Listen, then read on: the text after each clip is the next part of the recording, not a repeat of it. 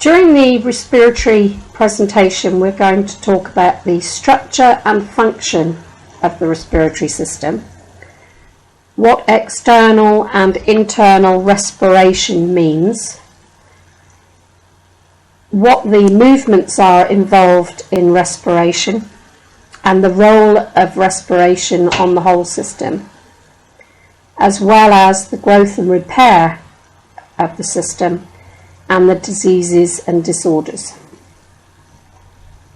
This is worth 3 questions in your exam paper.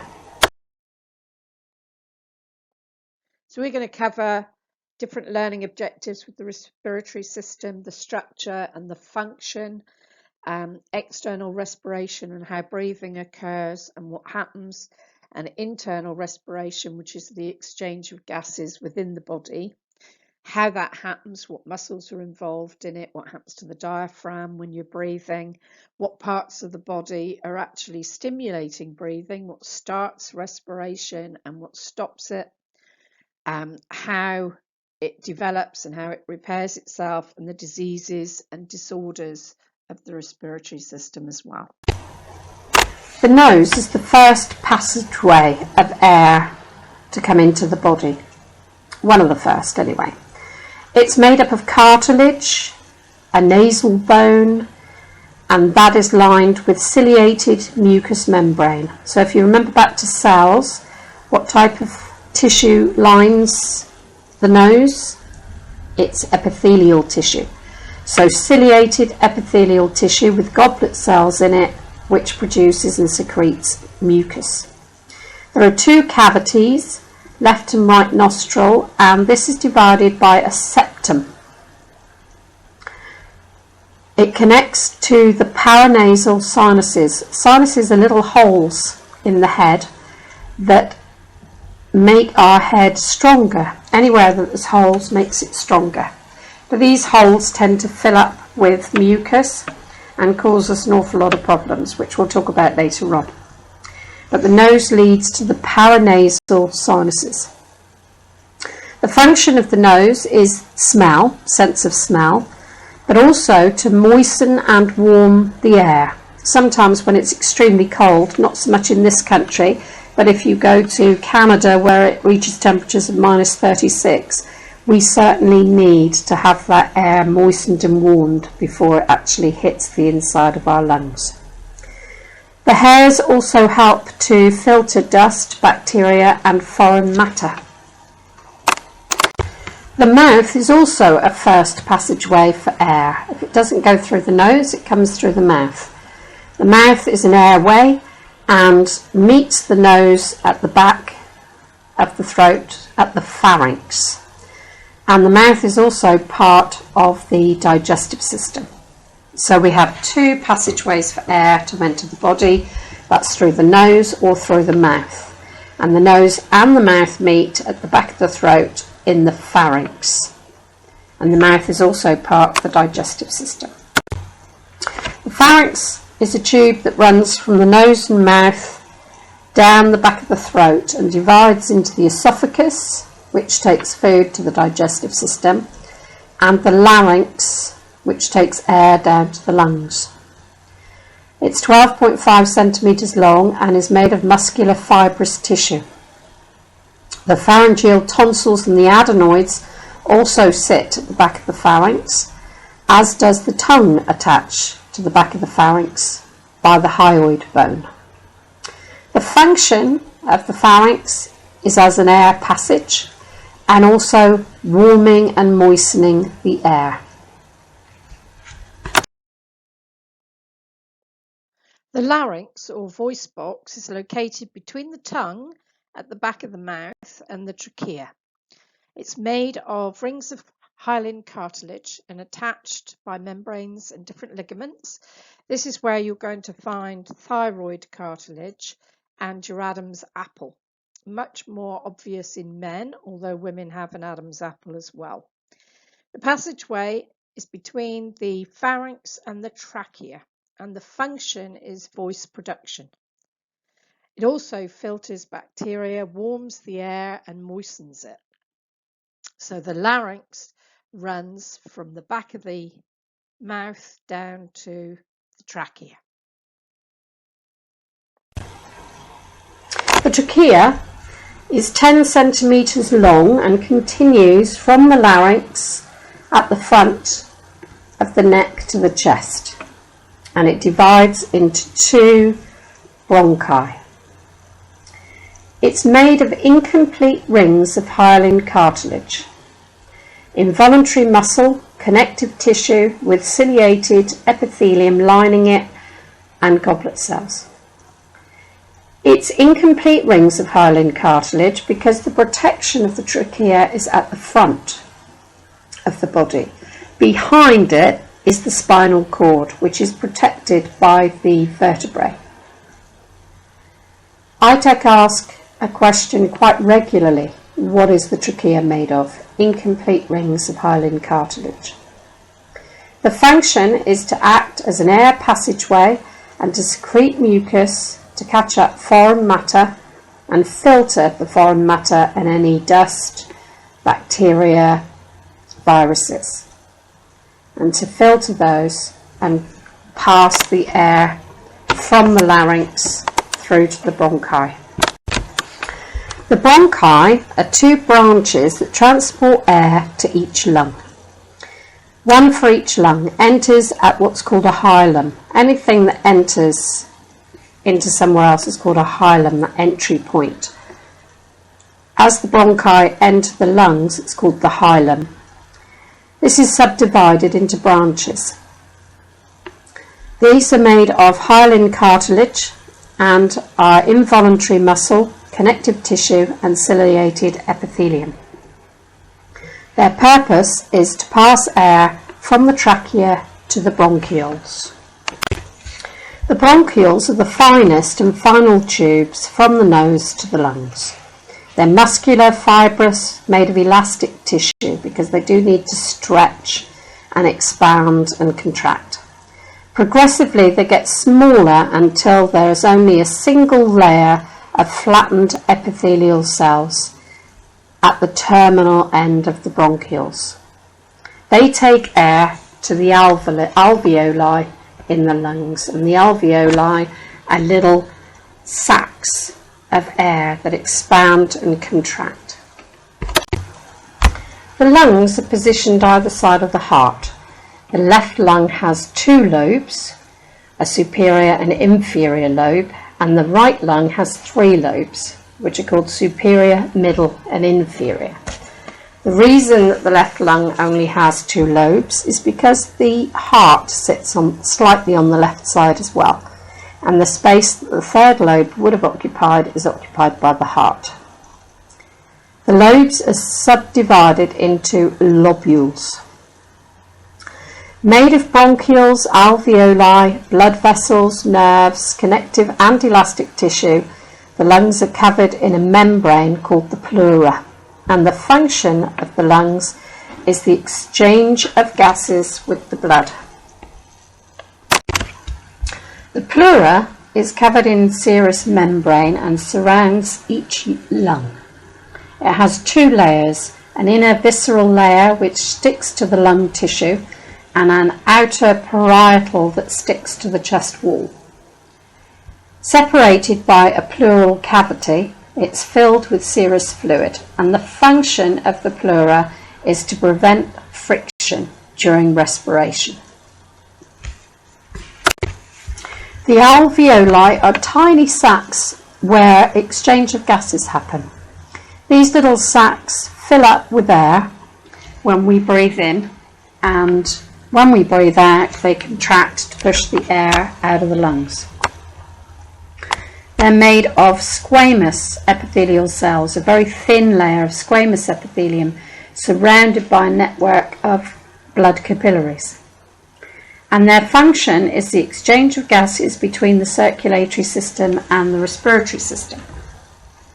So oxygen passes through the walls of the alveoli, through the lining and the walls of the capillaries of the blood, and the carbon dioxide which the blood is carrying wants to get rid of and we want to breathe it out, that passes into the alveoli ready for us to expirated out of the body.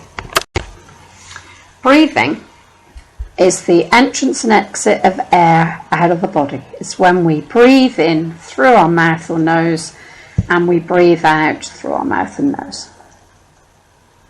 Gaseous exchange is the name given to the entrance and exit of air in and out of a cell. And diffusion, the gases diffuse from a higher pressure to a lower pressure until equal pressure is achieved. And diffusion is the name of oxygen and carbon dioxide which occurs through the capillary and alveoli wall.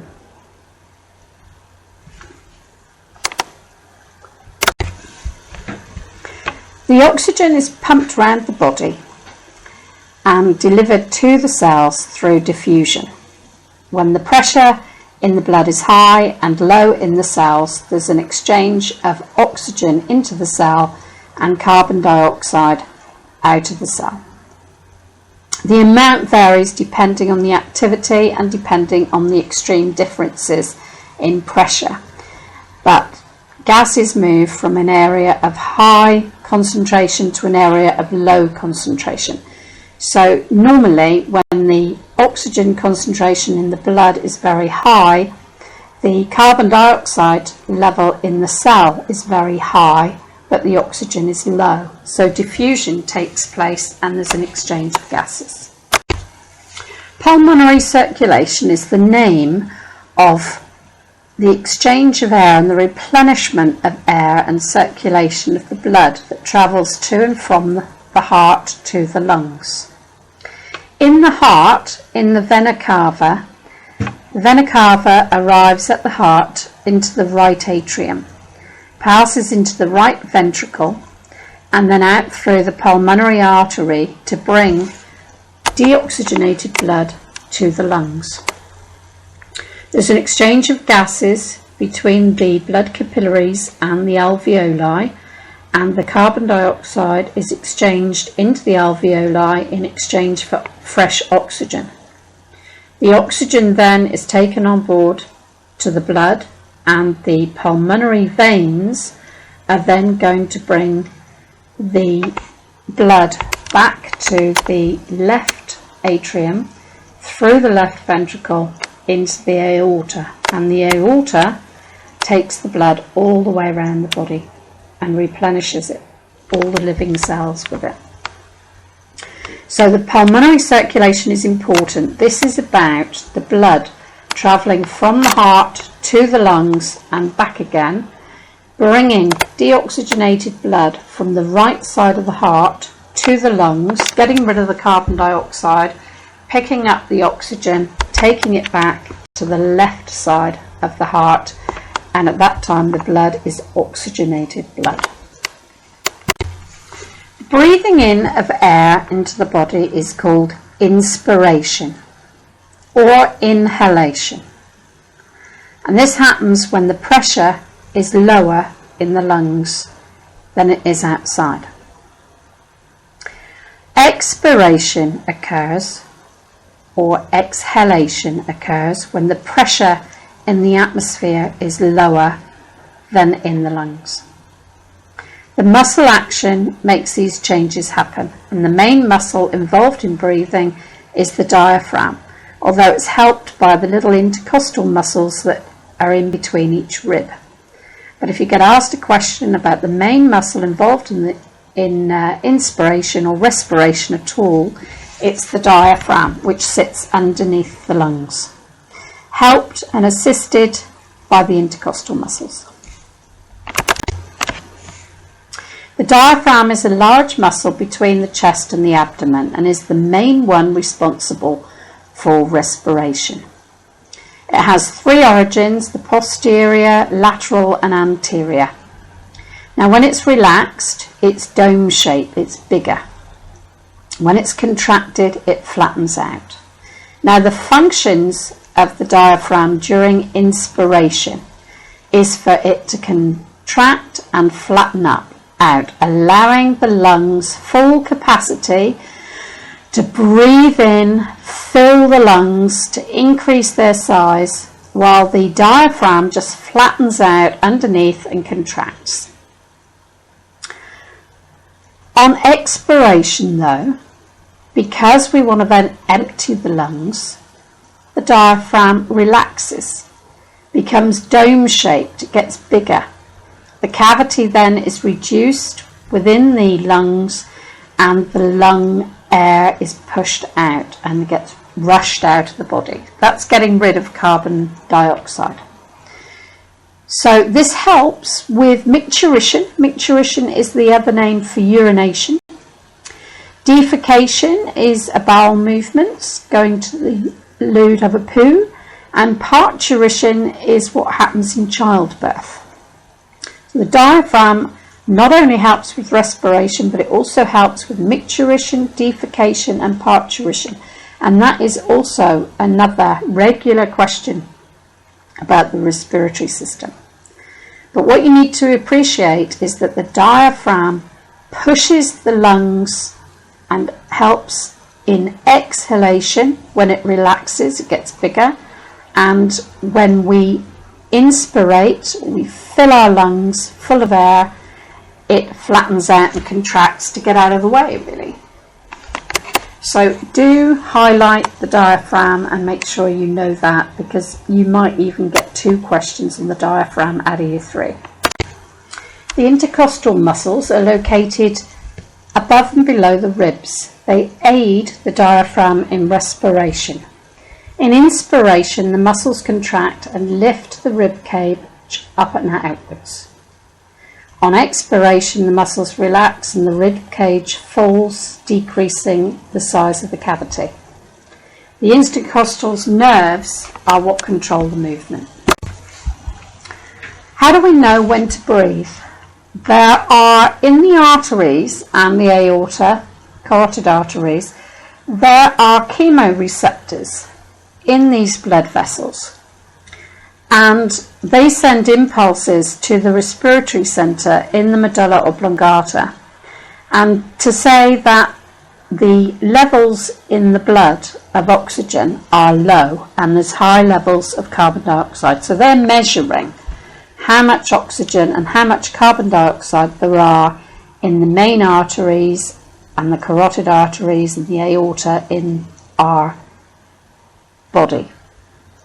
So when they send that message to the medulla oblongata, a nerve impulse is sent to the diaphragm to contract so that it can flatten out and we can breathe in.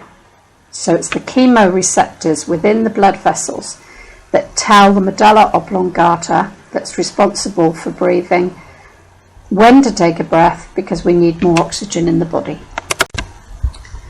The brain has a huge role in breathing. And the respiratory centre in the medulla oblongata stimulates inspiration and controls the depth of breathing, whereas the pons varoli is responsible for stopping inspiration. It sends a message that when the air is sucked in, it stimulates nerve cells, these stretch receptors, and an impulse is sent to the pons varoli to say, okay, that's enough. We need to relax the diaphragm so that we can aspirate the carbon dioxide. So how we need to remember this is the medulla oblongata is obligated to make us take an in-breath. And the pons varoli, one of my students said to me once, pons spells stop. Well, it doesn't in my book, but in her book it did. So if it helps you to stop, then pons varoli is the one that stops it, and the medulla oblongata is the one that is obligated to help us breathe. Now, we do need to remember this because I do ask questions about this. We've had many questions about which stops the breathing and which starts the breathing. Modified types of respiratory movement happen when we're crying, when we're coughing, when we're hiccuping, or laughing, sighing, sneezing, talking, and yawning. What does air contain? Air into the body contains 21% oxygen and 0.4% carbon dioxide. Not as much as you would have thought. Air out of the body still contains 15% of oxygen and 4% of carbon dioxide, which is one of the reasons why we have to breathe in and out quite so much. Air that's exhaled is 100 times more carbon dioxide, 6% less oxygen. So as we breathe in and out, we need to breathe more often because of the lack of oxygen that we breathe in. The quality of our air is only 21% oxygen when we breathe in. In fact, if we have neat oxygen, it makes us feel quite peculiar because we're not used to it. Diseases and disorders of the respiratory system. Bronchitis is probably the most common. Anitis means inflammation and bronchi means the bronchial tubes. In the respiratory system, ITEC questions often involve the symptoms to each of the diseases. So it is worth this time learning the symptoms with the respiratory diseases. So in bronchitis, you might well have coughing, shortness of breath and fatigue.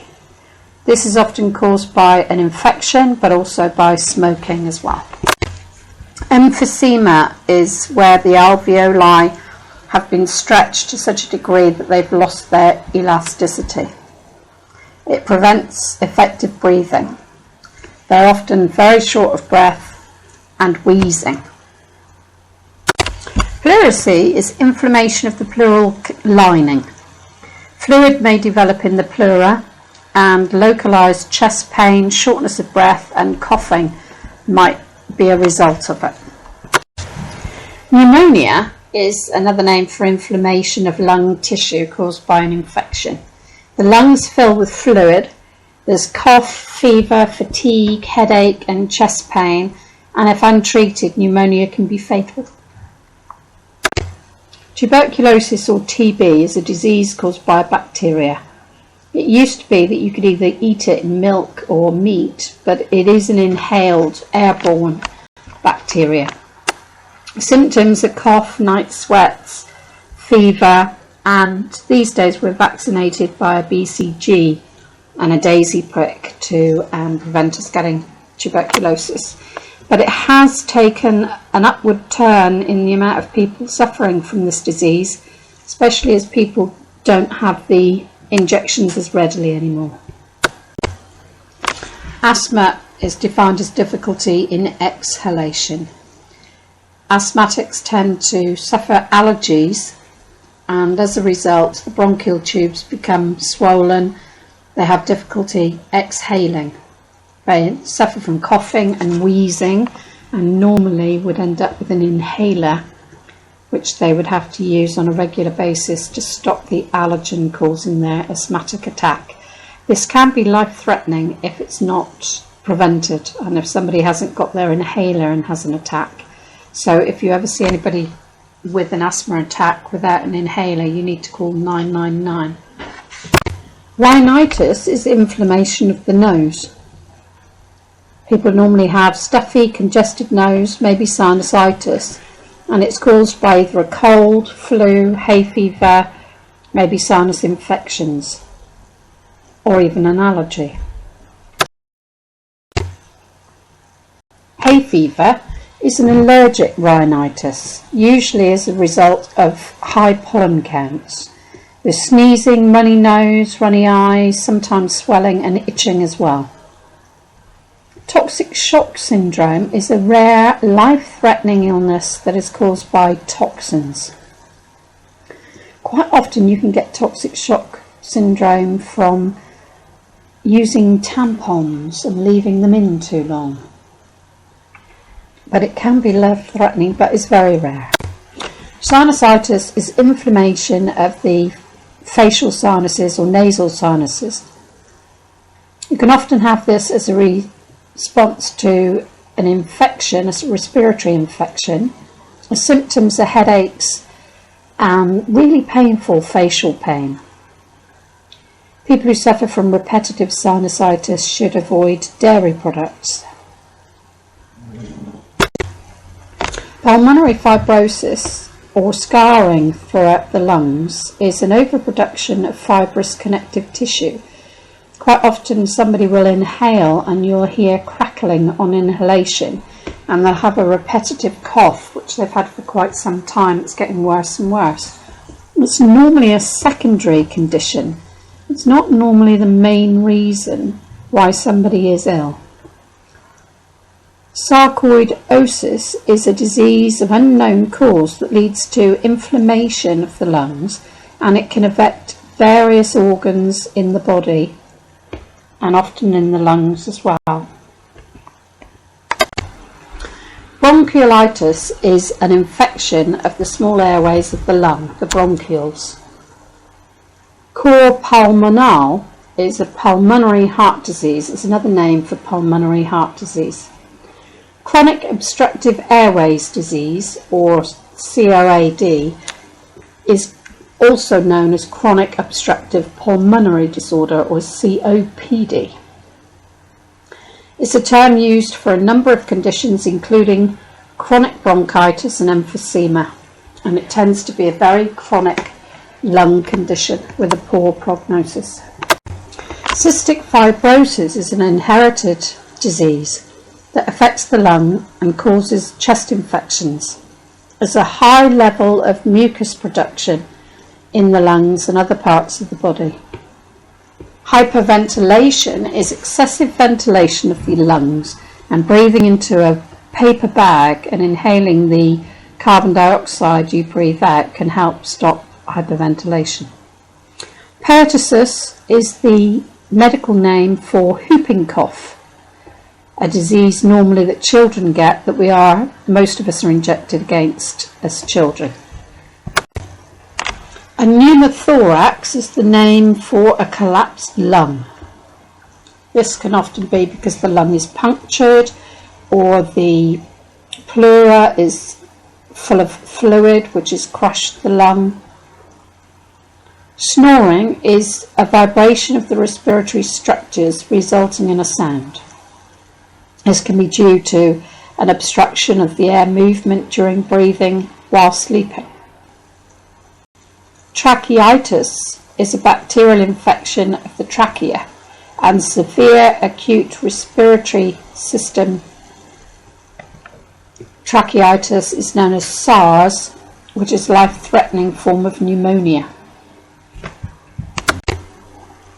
Cancer of the lungs. Quite often patients might have any of the following symptoms: a severe weight loss, blood in your sputum, pain on breathing, there might be wheezing, breathlessness, the cough is irritated by the tubes as they become swollen, and it can be life-threatening.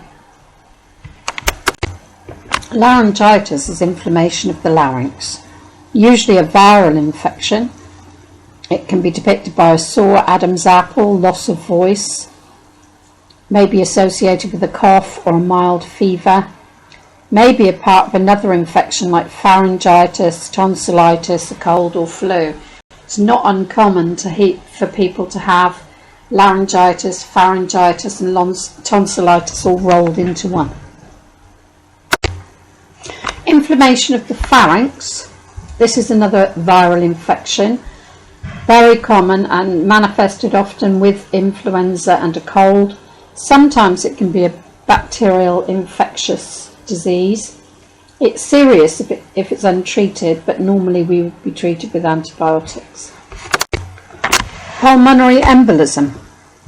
An embolism is a wandering clot, and a pulmonary embolism means that wandering clot is present in the pulmonary system, which is in the lungs. This clot would have passed through the bloodstream in the body and up to the lungs. Small clots, there might not be any symptoms at all, but a medium clot might cause breathlessness. Big clots might cause collapse and sudden death. It's often caused by poor circulation in the legs, which maybe starts as a DVT. I'm just going to finish the respiratory system, reminding you about COVID-19, which is a coronavirus disease, which caused a global pandemic in 2020. The main symptoms of COVID-19 were high temperature, a new continuous cough, loss or change to the sense of smell or taste. And it was a life-threatening disease that caused us all to go into lockdown in 2020, 2021.